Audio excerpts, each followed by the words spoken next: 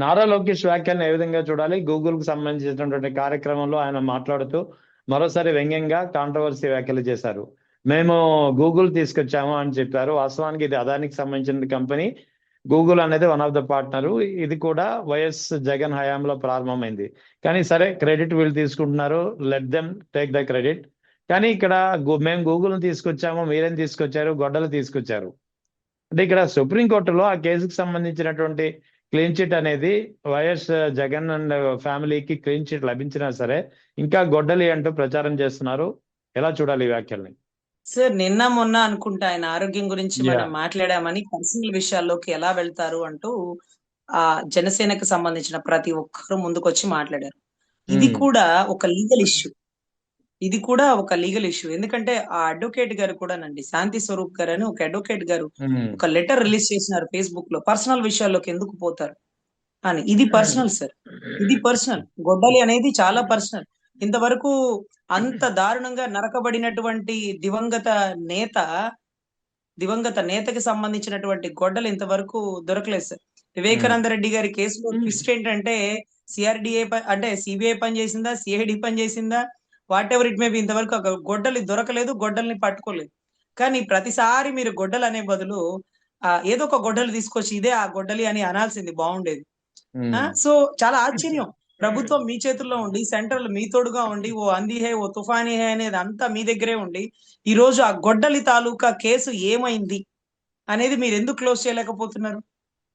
So ఇది చాలా దారుణం సార్. జీ ఫర్ గూగుల్ అంటే ఓకే, జీ ఫర్ గొడ్డలి అంటారు. అంటే గొడ్డలిని ఇంగ్లీష్ లో మాట్లాడాలా, తెలుగులో చెప్పాలా? ఓకేనా. విశాఖపట్నంలో జీ అంటే, విశాఖపట్నం అనే పదం మొత్తంలో జీనే లేదు. వైజాగ్ లో జీ అంటే అని చెప్దాం అనుకొని లోకేష్ గారు తడబడతా గొడ్డలి చెప్పాలన్న తాపత్రయంతో కంగారులో, ముందు గొడ్డలని చెప్పాలనే కంగారులో విశాఖపట్నంలో జీ అంటే ఏంటో తెలుసా? G for Google. కానీ వాళ్ళు ఏం తెస్తారు? గొడ్డలి తెస్తారు. వాళ్ళు ఎందుకు తెస్తారు సార్ గొడ్డలి? సిఆర్డి అంటే సరే పొద్దుగుకులకు సిఆర్డి ఎందుకు వచ్చేస్తుందంటే ఆ సిఆర్డిఆర్ ని సృష్టికర్త, అసలు ఆ విజనరీ, అదంతా ఒక కార్పొరేట్ వ్యవస్థ. వాళ్ళ డబ్బులంతా ఒక దగ్గర స్టోరేజ్ పెట్టారు. సో ఈ సిఐడి వ్యవస్థ గాని, ఈ సిబిఐ వ్యవస్థ గాని ఇంతవరకు గొడ్డల్ని పట్టుకోలేకపోయారు సార్. నిన్న కూడా నేను జనసేన వారికి ఓపెన్ ఛాలెంజ్ చేసినాను. నిజంగా ఆయన ఆరోగ్యం గురించి మాట్లాడితే అది తప్పు, నిజంగా తప్పు. I'm so sorry. మీరు కూడా రాగల రోజుల్లో ఎప్పుడు కూడా జగన్ గారికి సంబంధిత ఏ వ్యక్తిగత విషయాల్లో మీరు కూడా మాట్లాడకూడదని కోరుకోండి. ఎందుకంటే మీ అధినాయకుడు మీకు అంత గొప్పగా ట్రైనింగ్ ఇచ్చారు. అందుకని మేము మాకు అంటే నేను ఏ పార్టీ కింద లేను కాబట్టి నేను మాట్లాడేసినాను. ఎనీవే, తల్లి చెల్లి గొడ్డలి లేకుండా రాజకీయం చేద్దాం, బస్తీ మే సవాల్ అని నేను మీకు ఓపెన్ ఛాలెంజ్ చేసిన. ఆ ఛాలెంజ్ ని మీరు మీ కూటమి పార్టీకి కూడా చెప్పండి. ఎందుకంటే రజనీ గారు అడిగిన ఛాలెంజ్ ఏంటంటే అది వాళ్ళ పర్సనల్ అంట. ఆరోగ్యం గురించి వాళ్ళ పర్సనల్ అయితే, అంటే ఒక వ్యక్తికి సంబంధించిన ఆరోగ్యం సార్, దాన్ని బులెటిన్ రూపంలో బయటికి రిలీజ్ చేయాలి సార్. అది పర్సనల్ అని అనకూడదు, కానీ దాని మీద వెటకరించడం మాత్రం తప్పే. వెటకరించడం ఓకే, ఐఎమ్ సారీ. కానీ రాహుల్ గాంధీ గారు బ్రహ్మచారి. అంటే పెళ్లి కాలేదంతే, నేనేమన్నా బ్రహ్మచారి అని చెప్పను, పెళ్లి కాలేదంతే అని ఆయనే పబ్లిక్ స్టేట్మెంట్ లో ఇచ్చినారు సార్. నేనేమంటున్నానంటే ఆకతాయిగా ఏ పదవి లేని నేను మాట్లాడితేనే ఇంత పెద్ద తప్పు అయితే, ఒక పార్టీ ప్రెసిడెంట్ స్థాయిలో ఉన్న వ్యక్తి, ఒక సెంట్రల్ ని శాసించేటటువంటి రాహుల్ గాంధీ గారు, అంటే వాళ్ళ పార్టీలో ఆయనే కదా మెయిన్ రోల్, ఆయన గురించి మనం అలా మాట్లాడొచ్చా? లేకపోతే అప్పట్లో సీఎం ఉన్న వ్యక్తి గురించి మనం ఏమో ఇలా కొట్టుకున్నాడేమో అని అలా మాట్లాడొచ్చా? మీకు చెప్పగలిగేంత వారిని కాదు. కానీ నేను మాట్లాడడం తప్పైతే మీరు మాట్లాడడం కూడా తప్పేనేమో. మీరు ఆలోచించుకోండి. మిమ్మల్ని తప్పని స్థాయి నాది కాదు, కానీ మీరు ఆలోచించుకోండి. నేను ఎందుకు ఈ పదాన్ని మాట్లాడాల్సి వచ్చిందంటే, మొత్తాన్ని కంట్రోల్ చేద్దామని నేను అనుకున్నా. అంటే వైసీపీని కానీ, టీడీపీని కానీ, జనసేనని కానీ హుందాతత్వమైన రాజకీయం చేద్దాం. అంటే భార్యల విషయాలు, వివాహాల విషయాలు, వివాహేతర సంబంధాలు వైసీపీ వారికి అవసరం లేదు. అదే మాదిరిగా జనసేన వారికి కూడా తల్లి చెల్లి గొడ్డలి లేకుండా రాజకీయం చేయండి. ఇలా హుందాతత్వమైన రాజకీయం చేయడం కోసం ఆ నిందలేదో ఆ మాట ఏదో నేను పడ్డాను. సో మనం గొడ్డలి అనే పదమే వాడకూడదంటే, మీ కూటమి నాయకుడేమో ఓపెన్ గా, అరే మీకు తెలుసో లేదు సార్, ఆ మీటింగ్ కి వచ్చిన వాళ్ళకి ఏం చెప్తున్నాడు అతను? గొడ్డలి, వై హీ సెడ్ గొడ్డలి అని వాళ్ళకి తెలియదు ఆ స్టోరీ. గొడ్డలి ఏమన్నా పార్టీ సింబలా? అసలు గొడ్డలి అనే పదం ఎందుకు వాడారు? అర్థమైందా రాజా అని ఎవరికైనా తెలుగు వాళ్ళకి మీరు తెలియజేస్తున్నారా? అరే గూగుల్ మీట్లు, అదానీలు, లేకపోతే అంబానీలు, పెద్ద పెద్ద పారిశ్రామికవేత్తలు వచ్చినప్పుడు అక్కడ మీరు గొడ్డలనే పదాన్ని వాడి మీ స్థాయిని మీరు తగ్గించుకోలే.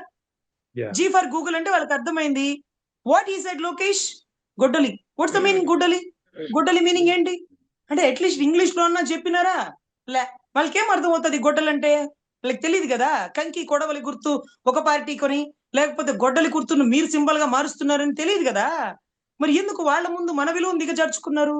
వాళ్ళ ముందు మన రాష్ట్ర విలువలు ఎందుకు దిగజార్చినారు? వాళ్ళ ముందు అలా మాట్లాడచ్చా? బయట వాళ్ళు కదా, గెస్ట్లు కదా. గెస్ట్ల ముందు మన హుందాతత్వాన్ని చూపించాలి గాని గొడ్డలని చెప్తామా? చెప్పకూడదు కదా. కనీసం వాళ్ళకి ఆ రైట్ తెలుగు మీనింగ్ అన్నా తెలుసా గొడ్డలనే పదానికి? సో దయచేసి మీరు ఈ 3 పదాలు వాడకుండా మీ జీవితాంతం రాజకీయం చేయలేరు. మీ వల్ల కాదు. ఎందుకంటే అవతల వ్యక్తిలో లోపాలు చెప్పడానికి ఏమీ లేవు కాబట్టి ఎత్తి అవును చూపించడంలో ప్రముఖంగా మీరు ఇది తప్ప ఇంకేది మాట్లాడలేరు. సో రైట్ దయచేసి మన రాష్ట్ర విలువని, మన రాష్ట్రానికి కంపెనీలు పెట్టడానికి వచ్చిన దేశ విదేశ సంస్థల ముందు చెప్పకండి. మొన్నటి రోజు రైట్ ఆదాని పేరే రాలేదు సార్. మీరు చూస్తే సుందర్ పిచ్చయ్‌నే హైలైట్ చేసేసినారు. ఈ ట్రిప్ సుందర్ పిచ్చయ్య గారే రాలా. సుందర్ పిచ్చయ్య గారే రాలా.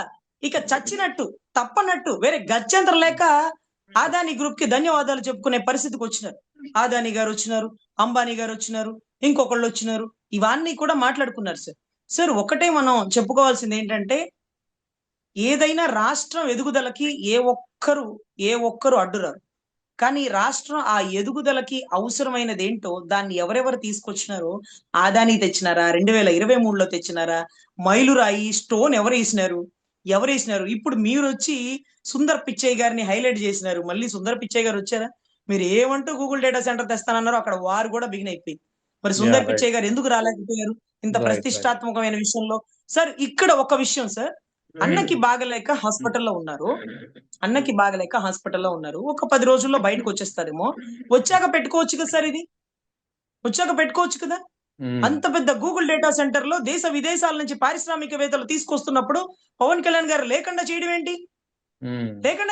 ఇండస్ట్రియల్ మినిస్టర్ లేకుండా సింగపూర్ వెళ్లి ట్రైనింగ్ ఎళ్ళొచ్చారు. డిప్యూటీ సీఎం లేకుండా మీరు అది కండక్ట్ చేసేస్తారా? పోస్ట్ పోన్ చేసి ఉండాల్సింది. అరే మళ్ళీ మా కూటమి రావడానికైనా, ఇప్పుడు మేము గెలవడానికైనా ఆ నాయకుడేనా అయ్యా కారణం? అతను అనారోగ్య వ్యవస్థ పరిస్థితుల్లో హాస్పిటల్ అడ్మిట్ అయినున్నారు. ఒక 10 రోజులకి పోస్ట్ పోన్ చేద్దామంటే ఏమవుతది? మంచి ముహూర్తాలు లేవా ఏంటి? ఎందుకు చేయలా? వాట్సాప్ గవర్నెన్స్ అంట.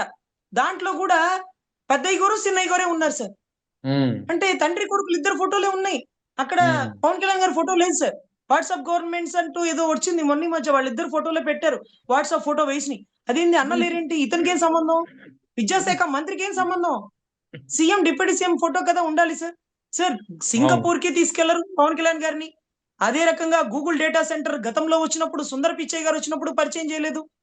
అదే మాదిరిగా ఇవాళ రోజు కొంపలు మునిగిపోయినప్పుడు పెట్టుకోకపోతే కాస్త ఆగాక అన్న రైట్ బయటికొచ్చాక అన్నని పెట్టుకొని ఇదిగో ఇతను అనేవాడు లేకపోతే మా రైట్ రైట్ గెలుపు లేదు.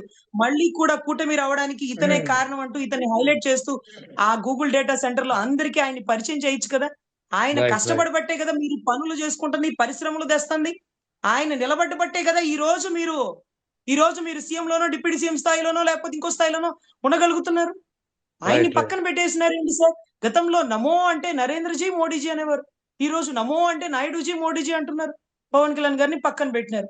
సో రైట్ దయచేసి ఏ ప్రముఖ మీటింగ్ అయినా సరే, ఏ గవర్నమెంట్ మీటింగ్ అయినా సరే ఆయన లేకుండా జరగడానికి వీలు లేదు. ఆయన రైట్ లేనిదే కూటమే లేదు.